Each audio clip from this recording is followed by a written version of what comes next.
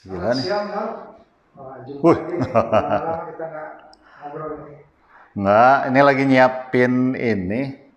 Aku baca Tempo nih. Si Malakama normal baru, makanya aku mau bikin tulisan ya. Wah, kayak serius banget nih tulisannya.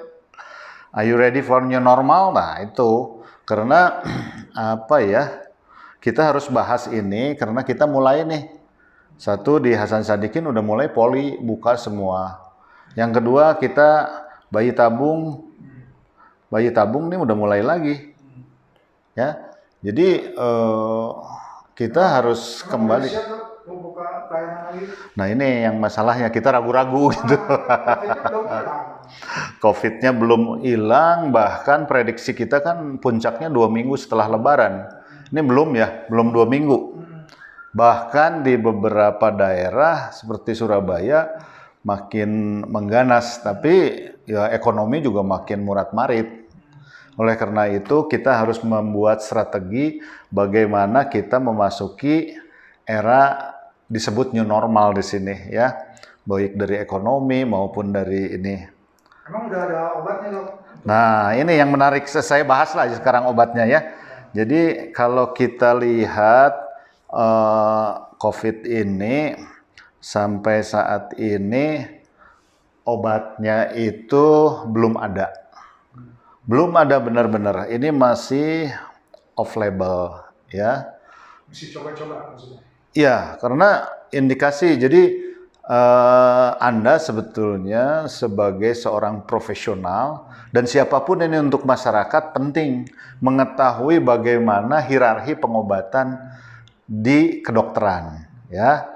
Nah, makanya COVID ini sudah ada obatnya belum ya? Yang dipakai sekarang kan Remdesivir, kloroquine, Virus. Lofinavir, vitamin D, vitamin C, dan adjuvan ya. Nah, kalau kita lihat, nah ini penting untuk pasien dan masyarakat memahami. Jadi ada 2 slide ini penting sekali untuk pasien dan masyarakat memahami mengenai bagaimana dokter mengambil keputusan klinik. Tentu dengan pengobatannya. Ya, jadi dokter itu seorang profesional yang mempunyai jabatan atau pekerjaan yang dilakukan dengan keahlian dan keterampilan yang tinggi sehingga mempengaruhi performance-nya. Ini sangat dipengaruhi oleh bagaimana pengetahuan dia, bagaimana ilmu farmasi, bagaimana ilmu pengobatan untuk memberikan obat yang paling tepat. Jadi nggak asal ngasih resep aja tuh ya? Nah, iya, keputusan klinik yang paling tepat. Ya, karena itu nilai lebih dari seorang dokter. Nilai lebih dari seorang dokter. Kenapa ada dokter sama tapi yang ini lebih pakar karena dia tepat mengambil keputusan klinik. Nah, kita harus tahu ya. Kita harus tahu pengambilan keputusan klinik ini ya. Jadi pengambilan keputusan klinik ini penting diketahui oleh dokter dan masyarakat. Pertama, dulu sebelum tahun 80 ini ya. Jadi mengambil keputusan klinik itu dengan memperhatikan siapa yang dianggap ahli gitu ya. Misalnya berdasarkan pengalaman klinik senior tersebut gitu ya. Kita profesor atau apa gitu kan. Semua apa yang dikatakan terapinya dianggap adalah evidence. Tapi sejak tahun 80 ini harus berdasarkan bukti yang disebut evidence-based medicine. Jadi mengobati itu tidak sembarang, oh ini kasih obat apa. Obat itu harus dibuktikan evidence-nya. Harus teruji. Dan terujinya itu melalui tahapan-tahapan. Nah ini dihubungkan dengan COVID ini, tahapannya sampai mana? COVID ini baru di sini, ya, baru RCT yang permulaan, masih terbatas. Dan kita lihat penelitian COVID itu, obat-obatnya itu di satu pihak ada yang mengatakan ini baik, Ternyata di lain pihak, misalnya di Amerika dibilang baik, di China dibilang tidak bermanfaat. Nah, ini menjadi satu berbanyak penelitian diuji lagi di Jerman dan lain sebagainya di Eropa, bahkan di Indonesia mungkin ya. Nah, sehingga menjadi bukti mana yang terkuat, terbaik dari keputusan klinik ini. Kalau kita lihat ini ya, di kedokteran itu ada apa namanya piramid ini. Jadi keputusan klinik itu berdasarkan dengan melihat quality of evidence. Nah, sekarang di sini COVID-19 itu baru di sini. Ya. Baru ada yang non randomized, ada yang sudah randomized. Nanti kita lihat. Sampai dia yang paling ini adalah meta-analisis, gitu ya. Belum ada ini penyakit baru, meta-analisisnya belum ada. Dia mengganggu reseptor S2 sehingga virus tidak bisa berikatan dengan reseptor. Jadi virusnya nganggur gitu, lari sana, lari sini. Sedangkan untuk jadi penyakit dia harus berikatan dengan reseptor. Reseptor S2 itu ada di paling banyak di pernapasan. Ada juga di jantung, ada juga di ini, ada juga di otak sebetulnya. Ya, ada juga di usus gitu ya. Jadi kloroquine menghambat virus masuk ke dalam sel, ya.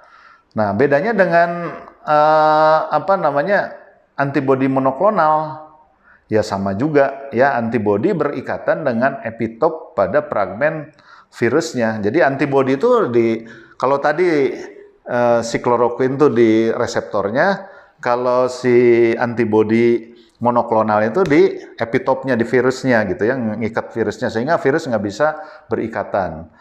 Nah, vitamin C dan lain mengobatinya seperti itu gitu ya. Nah, sekarang kita lihat pada yang paling menjanjikan ini. Kita lihat, sorry. Ya. Jadi Nah, vitamin D. Ada jurnal mengatakan bahwa bila vitamin D-nya kurang, itu kematiannya lebih tinggi. Jadi vitamin D mengobati COVID, ditelitilah itu. Itu hubungannya dengan sistem imun kali itu? Sistem imun, untuk sistem imun.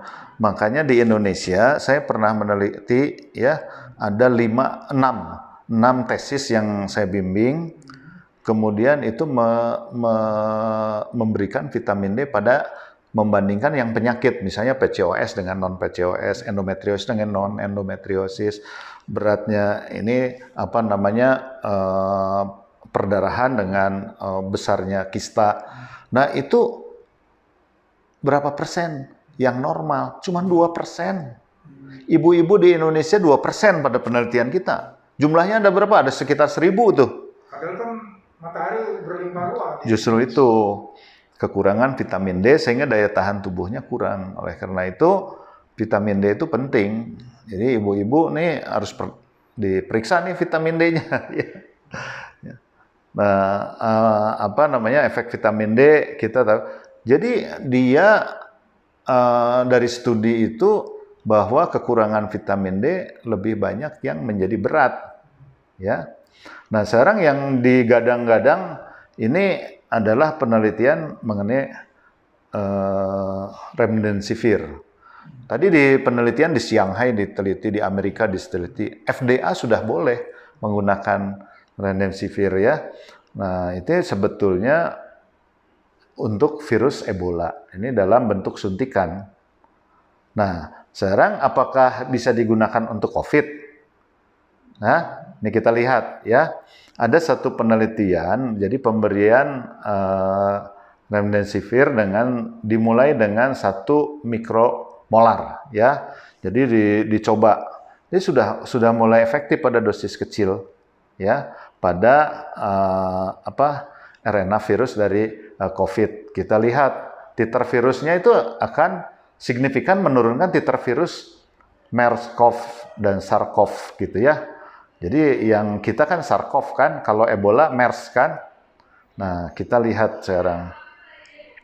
Nah, dibandingkan dengan kloroquine, ternyata Remdesivir dan kloroquine memiliki aktivitas yang sama mengeliminasi virus SARS-CoV. Ya, ini penelitinya dari China, ada di Cell Research ya, pada baru terbit 2020. Kita lihat. Nah, kemudian ini penelitian ini dilakukan secara in vitro. Jadi in vitro itu pada sel virus yang diambil dengan konsentrasi virus tertentu, kemudian diberikan obat. Ini ada obat ribavirin, tensiklofir tadi ada untuk HIV. Ini remdesivir untuk Ebola, ini kloroquine. Ternyata dosis yang paling kecil dia ini memiliki dosis terendah dalam mengeliminasi virus SARS-CoV-2 atau COVID-19 ya. Ini. Tapi efektivitasnya hampir sama. Cuman tiap negara berbeda. Yang ada perbedaan tuh. Amerika kloroquine tidak berguna. Mungkin karena bahan bakunya kurang dari sana ya. Ini jangan lupa nih ya itulah bisnis juga ini. Perang bisnis juga. Siapa yang meyakinkan dokter seluruh dunia dengan penelitian randomized dan control trial yang baik, bahkan sudah diteliti di negara lain.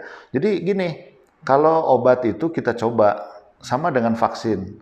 Coba pada fase 3 itu bagaimana. Makanya ada penelitian namanya multicenter. Multicenter tuh bisa center-center di Indonesia atau Indonesia, Asia, Amerika, Eropa gitu kan, disatukan. Sama nggak hasilnya? Kalau sama, itu artinya obat itu memang dipakai di berbagai suku juga sama gitu ya. Nah, ini yang nanti bakal kaya gitu ya. Nah, bedanya kalau kloroquine kan tadi di sini sama antibodi. Kalau antibodi mengganggu ininya, kalau si kloroquine mengganggu reseptornya. Tapi kalau remdesivir ini mengganggu apa? Jadi setelah dia kena reseptor, pada waktu protein ini dibentuk, ini diganggu. Jadi protein polimerase virusnya itu udah di dalam, ya, berikatan dengan virus. Jadi virusnya udah mati, tidak berduplikasi. Jadi replikasi RNA-nya itu di stop, ya. Jadi tidak terjadi replikasi genomik, ya. Nah, yang permasalahannya kan yang sudah kita bahas bahwa virus ini mempunyai sekuens yang berbeda. Contoh, Bandung itu yang hampir semuanya tidak bisa ditangani itu adalah klaster dari Eropa, yang dari Italia, ya. Yang klaster dari Jepang yang di Bandung ini nggak begitu berat, sembuh gitu ya. Tapi kalau klaster Italia dan Eropa itu strainnya itu virusnya berat dan semua masuk ICU, kebanyakan meninggal gitu ya.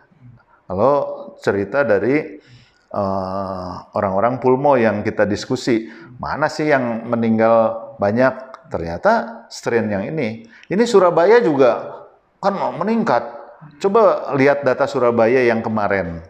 Angka kematian masih lebih tinggi daripada angka sembuh. Coba lihat di statistiknya ya. Jadi ini masih epicentrum. Masih kita belum tahu meramal kemana. Padahal kita mau new normal ini gitu ya. Mau new normal ini. Jadi Surabaya sih saya kira belum bisa lah. New normal karena masih ya, cuman gen sequencing-nya nggak tahu. Nah, sekarang kan Ekman sudah bilang ada kita mempunyai Jakarta Ekman 1, 2, 3, 4. Itu virus yang di Jakarta. Virus yang di Surabaya mungkin sudah diteliti juga karena di sana kan ada pusat penyakit tropik di Surabaya itu. Sudah bisa juga men-sequence virus itu. Jadi karakter virusnya bisa ketahuan, ganas atau tidak, ya. Nah, ini antivirus ternyata setelah 18 hari pemberian remdesivir ini menjanjikan. Jadi 68% mengalami peningkatan kesehatan. Tapi ingat, tetap obatnya itu belum apa namanya pasti ya. Tapi yang paling dekat memang obat ini sih, si ini. Oleh karena itu Kanada dan WHO sudah membuat apa namanya rekomendasi ya, FDA-nya. Jadi obat itu kan kalau di Amerika FDA, kalau di Indonesia BP POM kan, BP POM. Nah ini udah izin edar. Jadi obat itu harus ada izin edar. Nah izin edarnya itu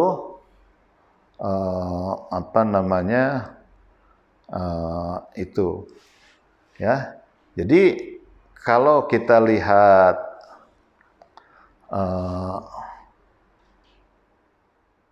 wah ini ada ya, jadi obatnya itu belum ada, Riz, ya. Jadi jangan sampai obatnya nggak ada, kamu nonton drakor terus ini. Ya, daripada bengong di rumah ya. Ya berkarya dong, berkarya. Makanya saya kenapa saya beli Tempo? Tadinya biasanya saya lihat dari ini bukan iklan Tempo ya, lihat dari media aja. Cuman saya ingin melihat, saya ingin membuat satu kajian mengenai new normal. Iya Nanti tuh. Ini kayak banyak orang yang menunggu apa? Kita mau masuk ini normal, tapi kita masih takut. Aduh, jadi makanya butuh panduan yang jelas itu. hari Sabtu itu saya akan coba di YouTube sore mulai new normal. Nah, kenapa? Karena fasilitas kesehatan sekarang dibuka. Nah, bagaimana panduan new normal itu? Kan banyak tuh berseliweran. Jadi praktek dokter sekarang Udah mulai lagi. Saya pun mulai praktek walaupun masih setengahnya, selang sehari istirahat, sehari praktek dengan pembatasan. Pembatasan ada operasi juga harus dites rapid dulu. Bahkan sekarang di beberapa rumah sakit untuk operasi, termasuk di Hasan Sadikin, operasi elektif harus di swab PCR. Udah nggak pakai itu lagi. Nah ini new normal itu begini, orang jadi dengan adanya COVID ini beban ekonomi jadi tinggi. Ini yang kita akan bahas juga, termasuk kesehatan. Bayangin kita operasi tiap hari ganti apa hazmat itu, oke ini ganti semua. Oh ininya khusus gitu kan. Kemudian juga pasiennya di screening. Paling tidak kalau Anda lihat di media kan, untuk PCR aja butuh uang 1 juta mungkin. Kalau dengan lab dengan mungkin screeningnya 1,5 juta gitu ya. Kalau dengan COVID di rumah sakit itu paketnya antara 500 sampai 1 juta. Bukan COVID, rapid test ya itu. Jadi memang akan meningkatkan cost, sementara semua orang pendapatan menurun gitu ya. Nah ini mudah-mudahan pemerintah melakukan ini. Sebetulnya ada tadi recovery ekonomi ya, dari mana itu? Tadi kita baca yang termasuk Indonesia. Morgan Stanley. Apa? Morgan ya. Morgan memprediksi Indonesia recovery-nya paling cepat. Termasuk tercepat setelah China ya recovery-nya, karena kita punya modal sebetulnya, yang punya modal konsumsi ya baik, tapi begitu di keadaan begini terus hancur. Sekarang kalau nggak salah kuartal 3 itu kalau saya lihat fiskal gitu ya, ekonomi sudah turun setengahnya. Yang tadinya 5,0 sekian, sekarang udah 2,9 apa dong. Jadi udah setengahnya. Bahkan Menteri Keuangan kan kalau kasih 3 bulan lagi udah minus gitu kan. Pesimisnya gitu ya. Mudah-mudahan ini tidak terjadi. Jadi apa yang dilakukan pemerintah saya kira udah dihitung matang-matang. Tapi mudah-mudahan saya yang khawatirnya ada epicentrum baru di daerah-daerah yang ada 102 kabupaten yang belum terinfiltrasi itu. Nanti besok lah kita bahas, ya. Jadi Sabtu Oke? lebih detail lagi dong. Lebih detail lagi. Karena ekonomi dan kesehatan kita timbang-timbang mana yang menguntungkan gitu Saling buat pemerintah, buat kita, buat masyarakat mana yang paling baik. Tapi yang paling penting adalah itu tadi social distancing, jaga jarak, pakai masker dan lain sebagainya. Ya, oke. Oke, sampai ketemu lagi ya. Sabtu dong ya. Ya. Oke.